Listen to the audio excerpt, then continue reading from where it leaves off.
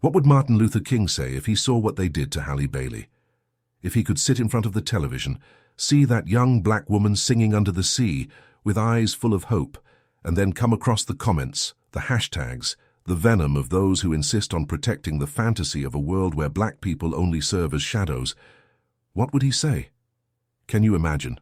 Because I can.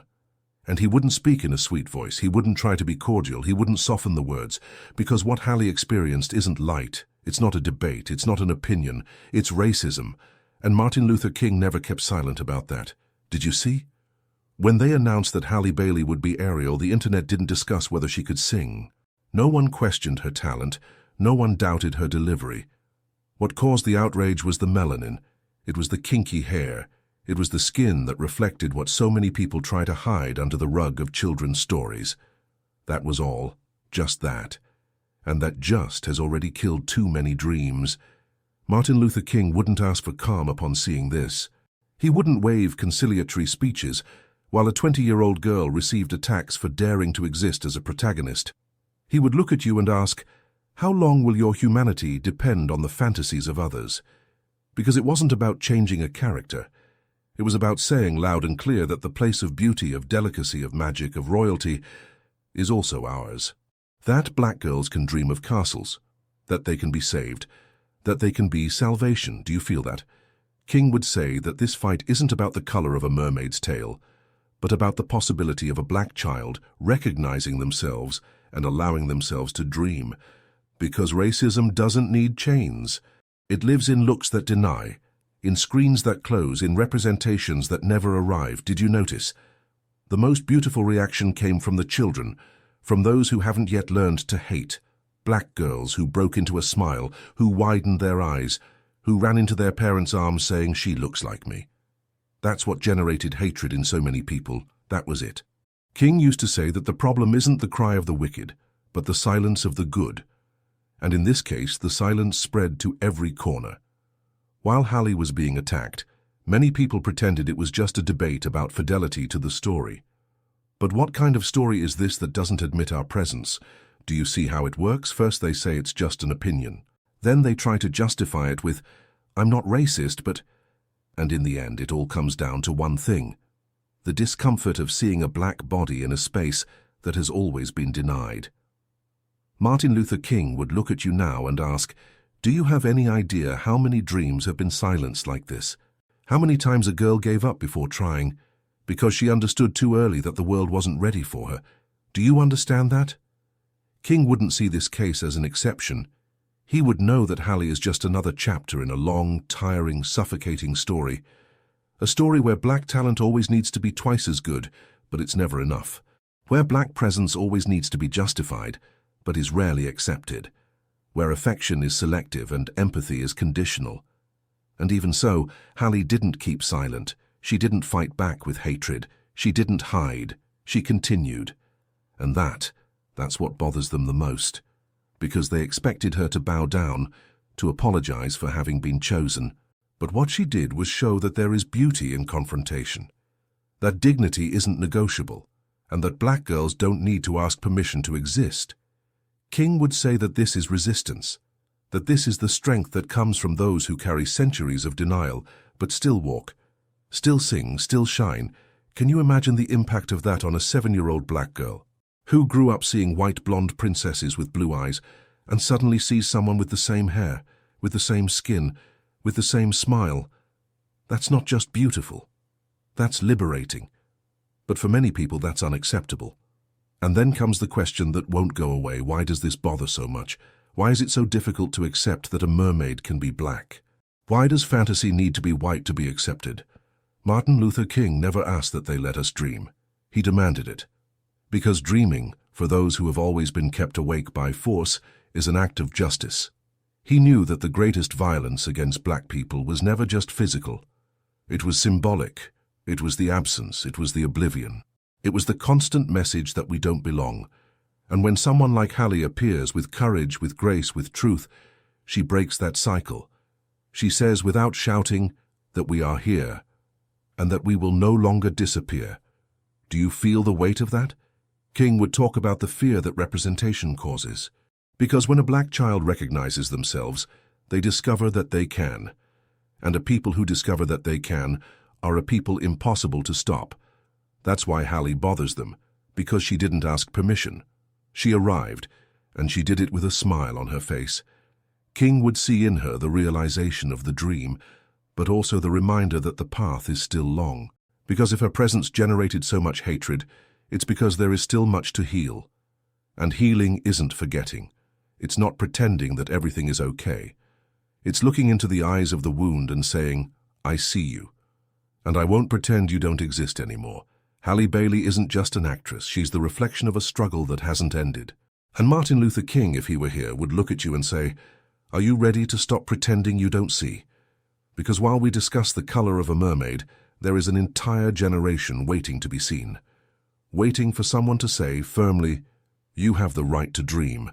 And no one will take that away from you. That's today's battle. Not for fairy tales, but for the reality we want to build, where no one else needs to justify their presence, where being black isn't a challenge, but simply being. Are you with me on this? Because Martin Luther King still is, and if you're still here, then you feel it. You understand, or at least you've started to understand. Martin Luther King Jr. never spoke to convince, he spoke to awaken. He spoke to touch where no one wanted to touch. And if he were here, he would tell you to face your comfort zone and ask, how long will you pretend that you're not part of this too? Because the racism against Halle didn't come from nowhere. It didn't fall from the sky. It's not an isolated lightning bolt. It's the accumulation of crooked looks, of innocent jokes, of convenient silences, of disguised exclusions. It's the legacy of slavery that society tries to erase, but that we carry on our shoulders every day. Have you never noticed that when a black person reaches a symbolic space, there is always someone wanting to say that it's not quite like that? There is always a technical argument, an aesthetic justification, a discomfort disguised as constructive criticism, but deep down, it's just resistance to seeing history changing. Martin Luther King Jr. would ask you, how many times have you seen a white girl being questioned for playing a black character? Does that happen? Would that generate hatred? Would that generate a boycott? Would that be an affront? No, you know it wouldn't. So why is the opposite so unacceptable? Because when a black woman takes center stage, she challenges an entire structure built to say that the spotlight isn't her place, and that exposes inequality in a way that no one can ignore. Halle wasn't just attacked for being Ariel, she was attacked for reminding us that racism is still here, alive, active, organized, and that it doesn't need to be declared to be deadly. Do you think it's an exaggeration? Do you think we're making a mountain out of a molehill? Then tell me, why is it easier to accept a talking fish than a black princess? Why is it easier to see a singing crab than a dark-skinned girl being called beautiful? Why can the fantastic do everything except include our presence? Martin Luther King Jr. knew that racism didn't need to wear a hood to be dangerous. He knew that the structure was more subtle, that it hid in decisions, in omissions, in who is chosen and who is always forgotten. And he would speak firmly with that calm that tears through. You can no longer hide behind neutrality. Because neutrality in this case is connivance. Every time you remain silent in the face of a racist attack, you are choosing a side. Every time you say it's just an opinion, you are feeding the same system that excluded Halle. And that tries to exclude thousands every day. Martin Luther King Jr. Martin Luther dreamed of a world where our children wouldn't be judged by the color of their skin, but by the content of their character. But that dream is still far away, because Halle's character was ignored, her dignity was trampled on, and all because she dared to exist in a role that wasn't written for her. But she rewrote it. She took the paper, the stage, the light, and made prejudice a showcase of resistance. And that, my brother, my sister, that is revolution. Can you feel the weight of that? Because this story goes far beyond Halle. It's about every black child who looks at the television and wonders if they can be the hero. It's about every black woman who walks into a store and is followed. About every black youth who is afraid to run because it might look like they are fleeing. About each of us who has learned to walk carefully in a world that watches us with suspicion. King wouldn't soften it. He would say, either you face this now, or you will continue perpetuating the same cycle of exclusion with other words, with other excuses. And he would ask, "What scares you so much about seeing us free? Why does our freedom still bother you so much?" Because yes, that's what's at stake. It's not just representation, it's freedom. Freedom to exist without apologizing. Freedom to occupy without needing to explain. Freedom to dream of a world where skin color isn't an obstacle, but one of the many beauties of humanity. Do you feel how much this is still denied? And even so, Halle continued, sang, acted, shined, and was loved, not by everyone, but by those who need her, by the children who will grow up believing that they can, by the girls who will tie their kinky hair like a crown, by the boys who will understand that beauty has no standard color. Martin Luther King Jr. saw the future with hope, but not with naivety. He knew that the road is long, that the falls are many, and that the fight isn't just in shouting, it's in constancy, in presence, in the choice not to give up. And he would see in Halle a sign, a beginning, a warning. Do you want to know if we are moving forward? Look at what bothers the racists. Look at who is being attacked. Look at who is being silenced, and you will understand where the true revolution is. Because if a black princess can cause so much discomfort, then it's clear. There is still much to change, much to question, much to deconstruct. King wouldn't wait for others. He would look at you and ask, "What are you going to do with this? You've made it this far." That already says something. Because stopping to listen to this story is more than watching a video. It's accepting that something inside you can no longer ignore. What they did to Halle Bailey isn't just about her, and you know that. What they did to her is also about you. About the silence you were taught to keep, about the times you stayed in your lane, about the times you pretended it was an exaggeration. But it wasn't. It never was, and it isn't now, because you saw, you read, you felt. A black actress being attacked for playing a fictional character, for being seen, for occupying a place that always had an owner, a place that only accepted the color white as natural, as standard, as beauty, as right. And suddenly she enters, with kinky hair, open smile, firm voice, and everything they said didn't fit there. And it fit, and it shined. And the world reacted as it always reacts when the truth appears without asking permission. You saw the discomfort, the anger, the comments full of empty justification, the hashtags trying to erase what was already done. Because seeing a black woman as a princess wasn't just strange to them, it was threatening, it was too much, it was an affront. And you know why? Because Halle didn't ask to enter, she entered. Because she understood something that many people still deny. We no longer have to wait for them to let us. We go, we do, we take the space. And that's where the most difficult part begins, for those who have always had everything, sharing. Do you realize how this exposes what is wrong? How the simple fact of existing becomes revolt? That says it all. That shows how far we still are from a minimally fair world.